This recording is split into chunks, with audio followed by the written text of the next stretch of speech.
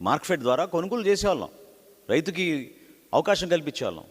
ఈ ప్రభుత్వం వచ్చినాక కొంతమందికి లబ్ధి కలగడానికి కోసం, అది కూడా ఉంది సబ్జెక్ట్, నెక్స్ట్ వస్తుంది అది కూడా, కొంతమందికి లబ్ధి కలగడానికి కోసం సివిల్ సప్లైస్ ద్వారానే ఈ ప్రొక్యూర్మెంట్ జరగాలని చెప్పారు. ఎంత దయనీయమైన పరిస్థితి అంటే అసలు అదేవిధంగా గురువారెడ్డి గారు ఇచ్చిందే కాకుండా ఎన్జి రంగా అగ్రికల్చర్ యూనివర్సిటీ నుంచి కూడా వాళ్ళు తూర్పుగోదావరి జిల్లాలో వాళ్ళు పర్యటించి అసలు దీనివలన రైతులకి ఏ విధంగా ఉపయోగపడుతుందా లేదా అనేది నాగేంద్రబాబు గారు, వేణుప్రసాద్ గారు, వెంకటరామయ్య గారు, ఉషా గారు, శర్మ గారు వీళ్ళు పర్యటించి వీళ్ళు కూడా ఒక రిపోర్ట్ తయారు చేశారు. అందులో ఒక టేబుల్ నేను మీకు చూపిస్తున్నాను.